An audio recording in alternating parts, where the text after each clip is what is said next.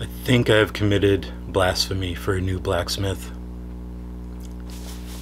I buy a new pair of tongs.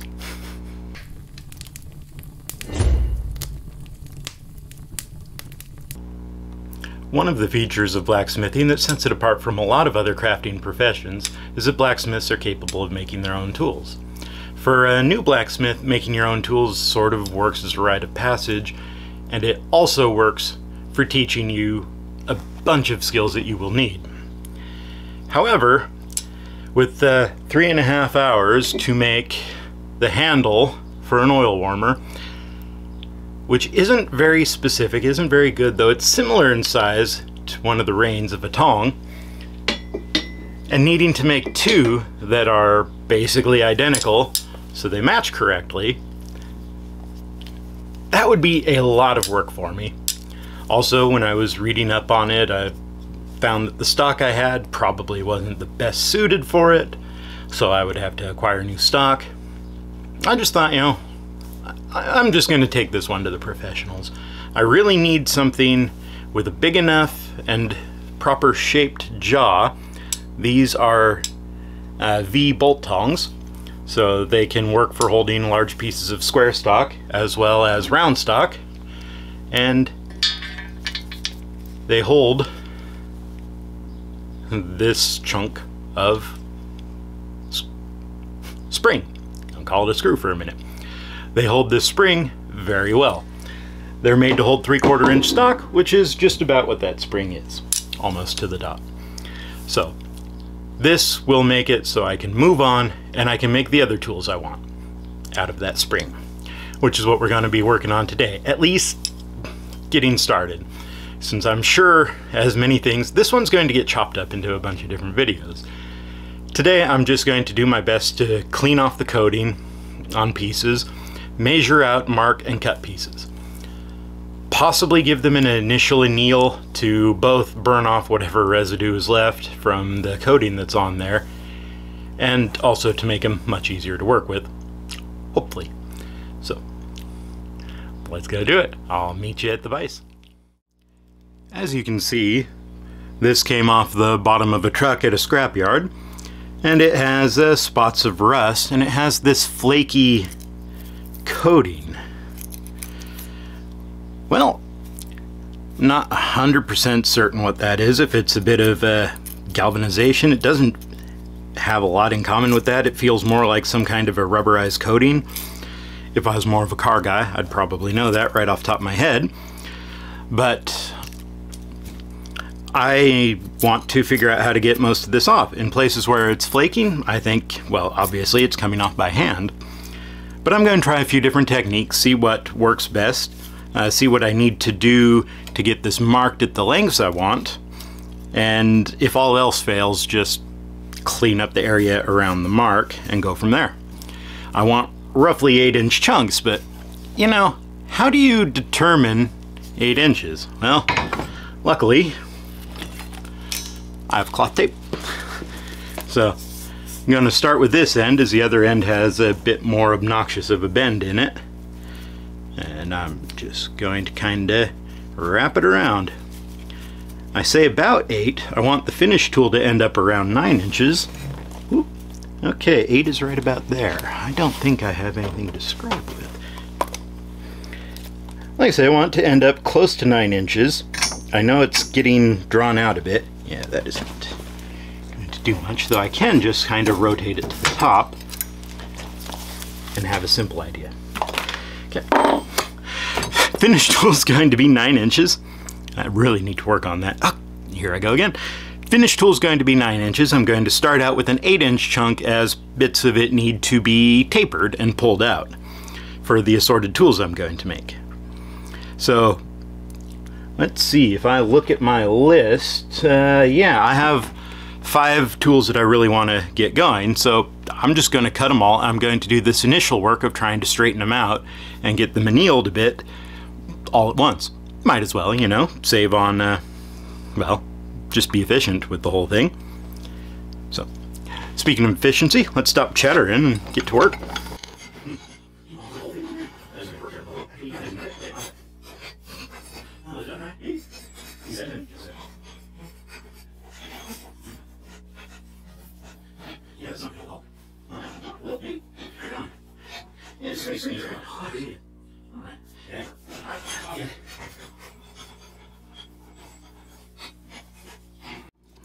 The end, of course, is very bouncy. Again, it's a spring.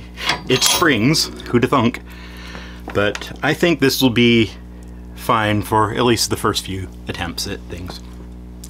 Alright, let's readjust the camera and do that.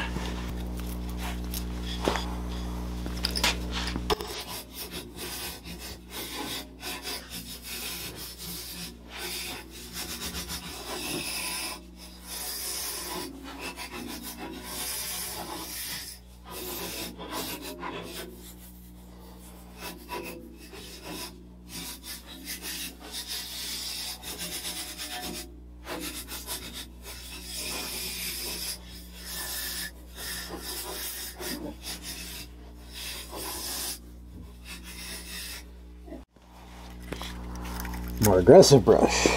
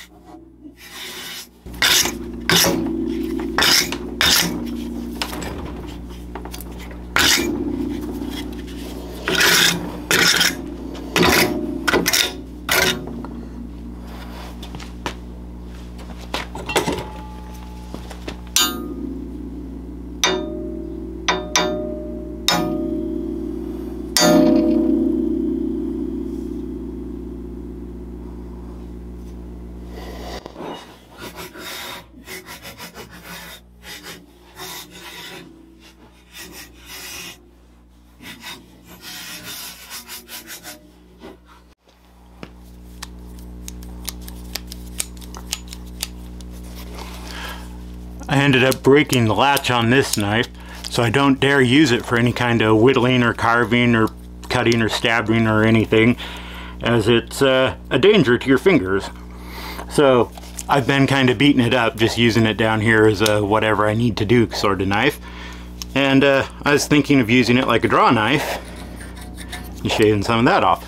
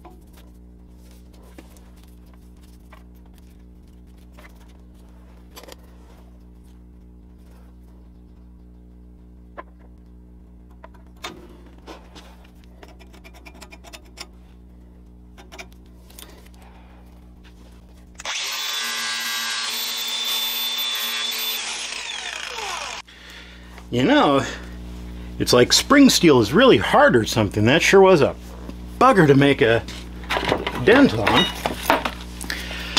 But it kind of gives me the feeling that this can honestly all be done by hand, or at the very least, well, the little discs seem to do really well. It's one that's meant to sort of imitate a wire brush without actually spitting wires out everywhere. Yeah.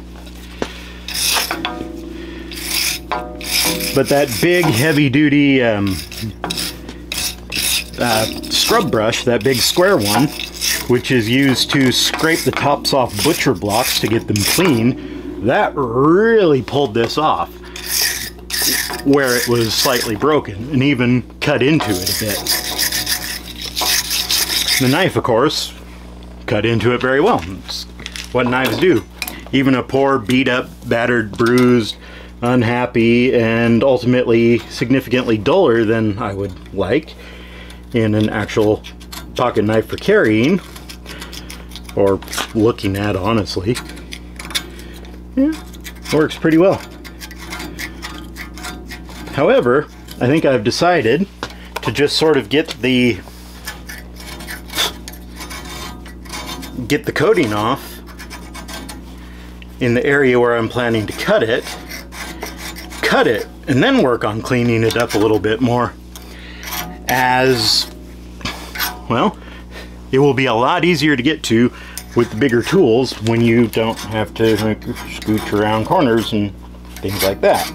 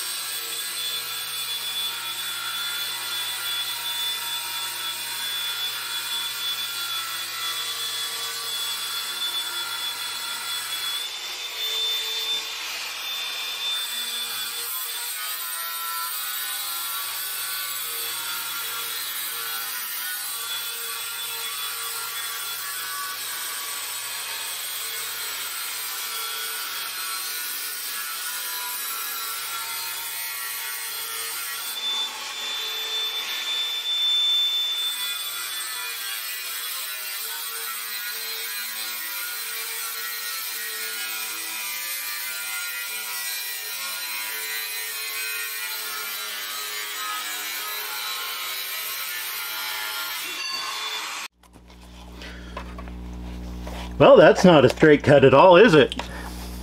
Let's see here. How far does the heat from that go down? Okay. Yeah. So clean off about 1 inch on each side of the cut, roughly. Now it should get easier to cut a little bit the closer I get to the vise. Or maybe I should just figure out a different way to hold it. So I did find a better way to clamp it in the vise. If I take my covers off, the jaws of my vise are skinny enough to slip in between there, and I can clamp it by the second rung back, which makes this a lot more stable than clamping it on the far end and having it bounce around. Still, I imagine this is going to be incredibly boring, so I'm likely to just complete these off camera. And yeah, then I suppose we'll be back to finish up the cleanup on them.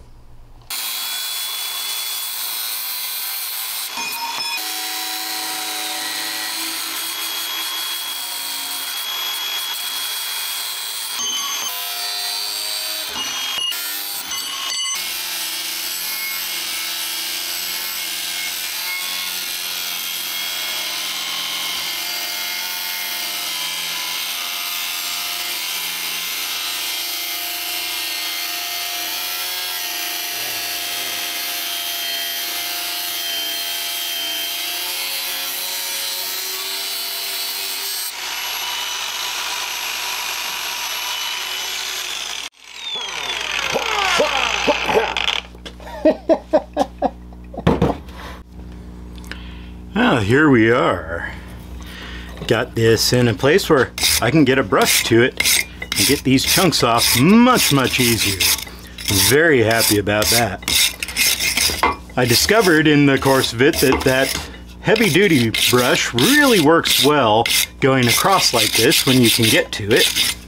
I think inside is still going to be a little too tight for it to fit.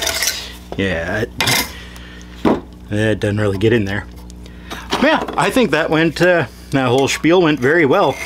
I'm pretty sure you won't be able to tell on the video, but I'm very happy about it as my cuts got better and better with each one.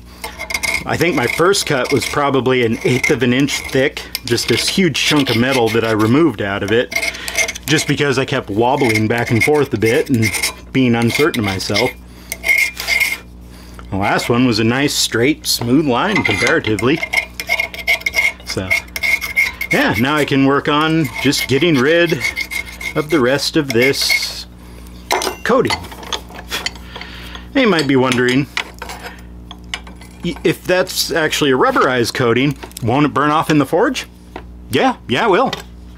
It absolutely will.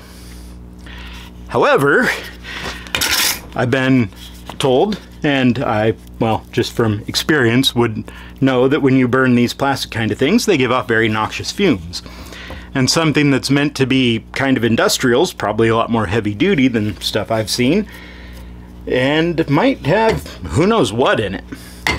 And while my respirator is pretty nice, it can really only do so much, especially, you know, with my big bushy beard. You might say, well, you know, why don't you just shave your beard then? And to that I'd say, shut up, Grandma, grow a beard.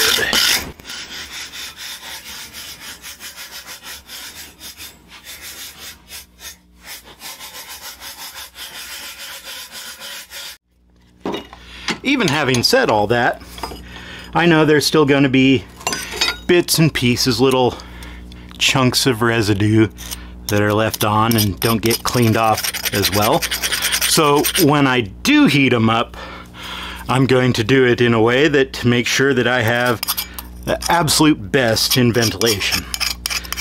So I'm less likely to, you know, suck in any noxious fumes.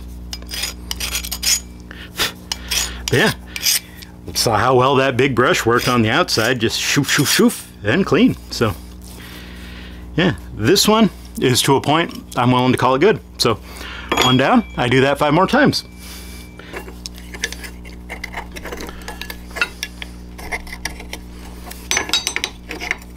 This one's really being a bother.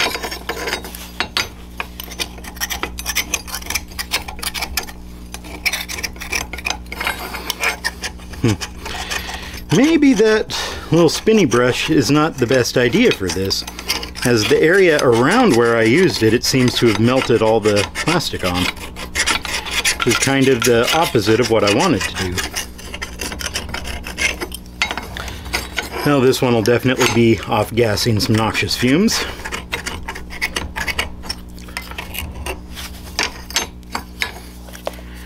And with this crazy angle on it, it's a pain in the butt to work on. It dawns on me I didn't say anything at all hardly about Andy. Andy's the owner of the shop I got my tongs from. The manufacturing. It's Quick and Dirty Tool Company. I'll of course have links in the description and probably a pinned comment, so it's even easier to get to. Yeah, he was a very nice guy, just affable and helpful and completely willing to share his time and his experience with me. Talking to him was a very big help. He gave me a handful of pointers and suggestions, bemoaned my choice of using old springs, which he had a good point with. As a production blacksmith like he is, you never really want to use found material in your work, especially when you're making tools, something that's going to be used. If you're an artistic one, you know, maybe there might be a charm to a found material that you wouldn't get in fresh new steel. But as he pointed out, I do not know the pedigree of these springs. I don't know why that truck was in the scrapyard.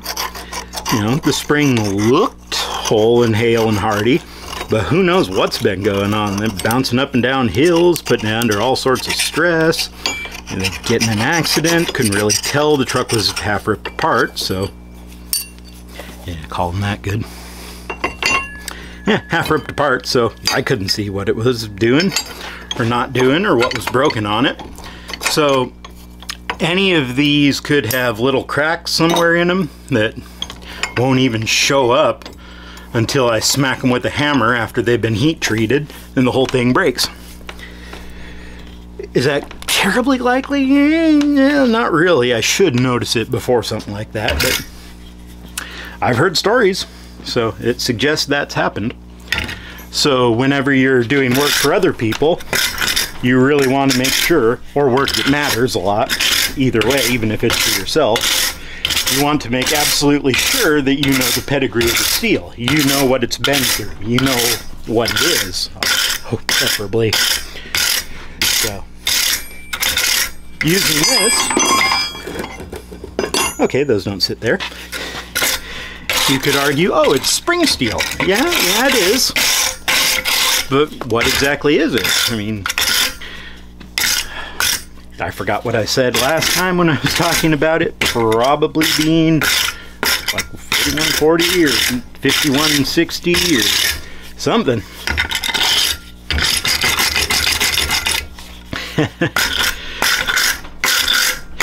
But when you know what you're working with from the beginning, that makes a lot of things easier.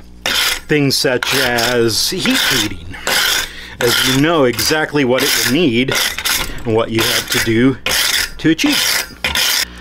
I still feel that it's sort of another one of those rites of passage for a beginner blacksmith, that you work with junk.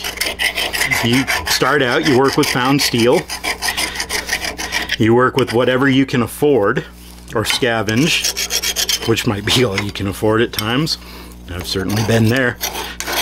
Speaking of which, I have some scavenged steel that I need to get down here.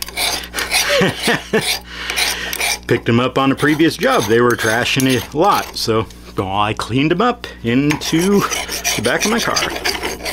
Broken chunks out of a, what do you call them? All of a sudden I want to call them a trolley. But I'm not British. Shopping cart. There we go. Yeah, they look like broken pieces out of a shopping cart. So, I'm not 100% sure if they're stainless or galvanized or aluminum. I don't know.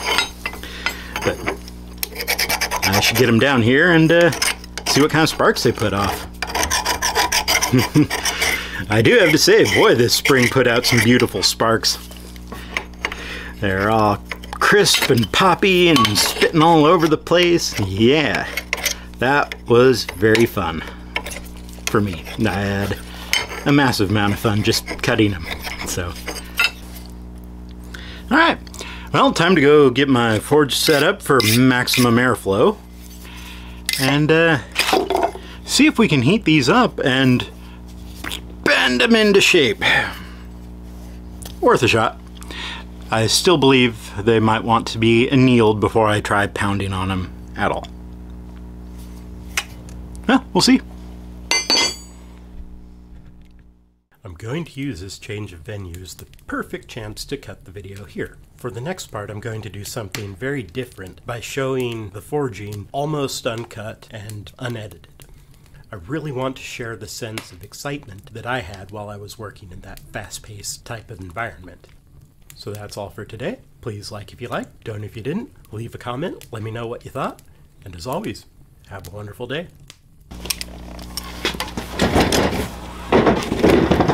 Timber! My wall's falling down.